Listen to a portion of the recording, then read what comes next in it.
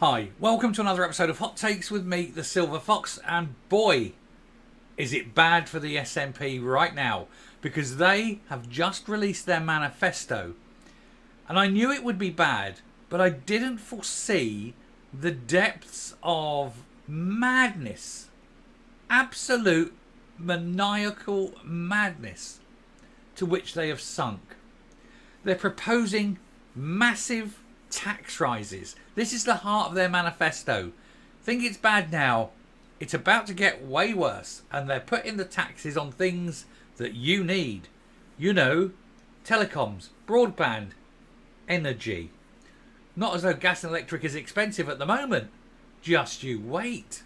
It's going to get far, far worse. It's going to put a massive up cost onto people running businesses. Anyone running a business in Scotland will look at the numbers and go, do you know what? It's going to be cheaper if I relocate my business south of the border, still do the work north, but take all the profits south, and of course not having to pay all those extra taxes. Let's take a look to see why in this one document the SNP have signed their own death warrant. Here goes.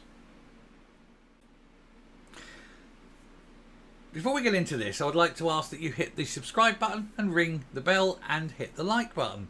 We need to get these stories out there and grow the channel, and we're very, very close to 17,000, and I'd love to do it as quickly as possible just to get over that little marker. And I do believe that this story should do it. I think this one is one that will encourage the others.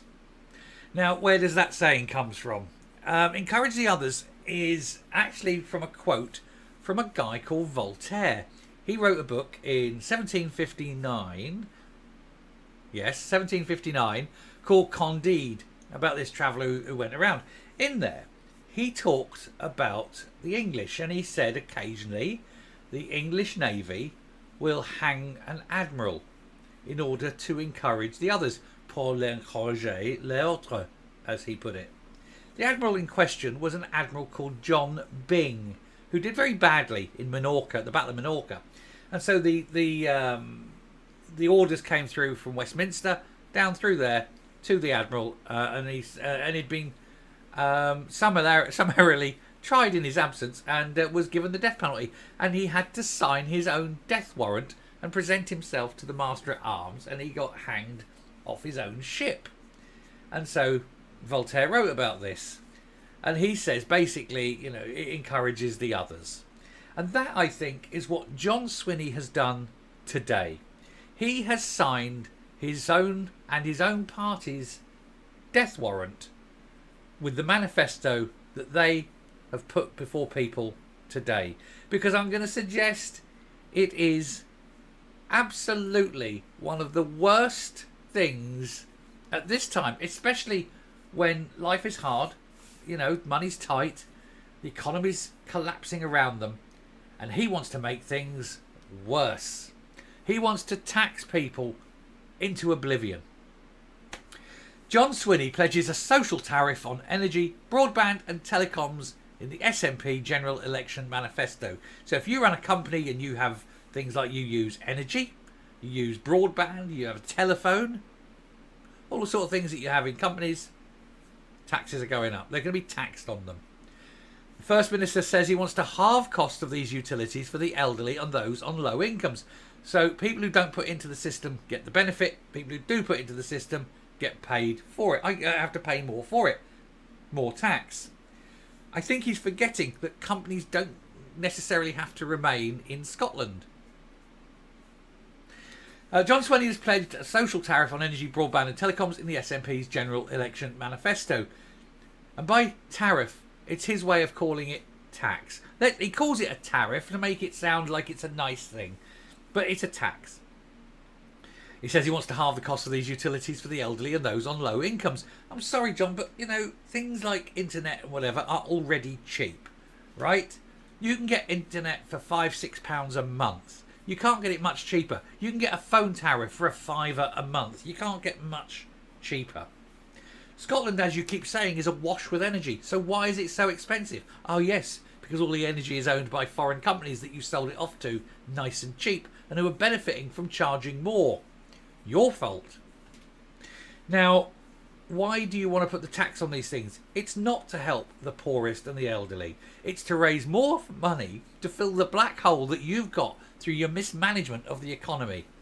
Let's be honest, you've screwed up royally. You've got a huge £18 billion hole in the ground to fill, and the only game you've got is tax. And you're looking around to see what you can tax. Nobody's taxed the internet. Let's tax the internet. If you've got broadband, we'll tax you. You've got a phone, we'll tax you. You use energy, we'll tax you, even though you're already paying a tariff on electricity and VAT on that tariff. But we're going to tax them all. That's the SNP way. They want to tax people so much because they can't run an economy efficiently. And what are people going to do? Leave. It's as simple as that. Businesses faced with hundreds of pounds a month extra in tax and costs, either they will put the prices up and then everybody has to pay more, because remember that businesses don't pay tax, they only collect it. If their bills go up, they put it on the price and you pay more when you use their business. That may lead to reduced use of the business, which means less turnover, which means they let people go, which means more unemployment, which means less income tax coming in, more benefits going out. Really clever, isn't it? What a way to run an economy. Or the business goes up sticks, goes south, plants itself in England, carries on and goes, well, it's not paying all those taxes.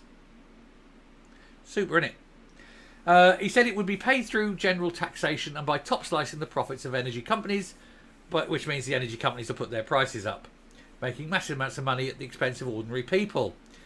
The party opposes Labour's windfall tax on North Sea oil gas companies, saying it could cost up 100,000 jobs. But wait, the SNP don't want the oil and gas industry. Why are they opposing it? It's because they didn't come up with the idea, and they don't like the idea of using someone else's idea. They want to be the ones that are putting the misery on. The SNP had previously argued for a social tariff around energy costs, but this is the first time the party has called for it to be extended to broadband and telecoms. So if you're sitting at home and you've got a phone, you're going to be taxed on your phone on top of your VAT on your bill. You use broadband, you're going to be taxed on that as well as your VAT on your phone. And chances are you'll have to pay VAT on that tariff as well. All because John Swinney and his party are shit at economics. He says what our manifesto will argue for is the establishment of social tax on fuel costs, funded by general taxation, and also an obligation on the energy companies, who just put their prices up to cover it. People who are on low incomes, who are disabled, who are elderly will pay a tariff which is lower than the mainstream tariff for energy, which will be paid for by other people, subsidising their cheap telephone. So let's say, oh, well, your telephone is £5 a month. We'll make it cheap. We'll halve it. It's £2.50 a month. So you've saved £2.50. How much are you charging other people for the privilege? £100 a month. Great, isn't it? He says the heart of our manifesto will be that commitment, which we will argue for the delivery of a social tariff. Blah, blah, blah. We've got this. Taxes. Taxes up, lads. Taxes, taxes, taxes. Taxes on phones, taxes on broadband, taxes on everything. Buy a battery, taxes. You know, everything. These people in the SNP have got no clue how to deal with the problem they've caused. So they tell you what, we'll charge all the people in Scotland. Remembering, of course, that 10% of the people in Scotland work for the state, 20% are at school, 20% are retired. The 50% of Scotland that work, less whatever percentage of those are unemployed, on benefits, disabled, whatever. That, let's say 45% of Scotland, normal working people, will have to dig deeper into their pockets to pay all this stuff. Quo bono. Who benefits? Not the people of Scotland. I'll tell you who benefits. All that extra money goes in to the coffers of the Scottish government. But will it improve services? Not one jot. That's not there to improve services. It's there to fill their financial black hole that they've created. You've got one chance. One chance on Thursday, the 4th of July. Get rid of them, bankrupt them, make the party go pop, and then you have to have an election at Holyrood, because there will be no SNP pop party. They'll all be independents. That isn't a government. Get rid of them. Change it. Don't let this happen. It will destroy businesses. Businesses will leave. The whole of the economy will go third world. I can't believe these people are that stupid. I'm coming up. What's truly frightening is they must have sat in a meeting working out this manifesto and said, yeah, let's do that. And then they've done it and put it as though it's a virtue, as though it's something good. What are we doing? Raising taxes. Yeah, they'll like that. They're down to vote. They're bound to vote for us if we raise taxes. Yeah, because they're stupid. Let's dress it up. Let's call it a tariff, not a tax. It's a tax. And then let's say, oh, it make old people. It will halve their phone bills.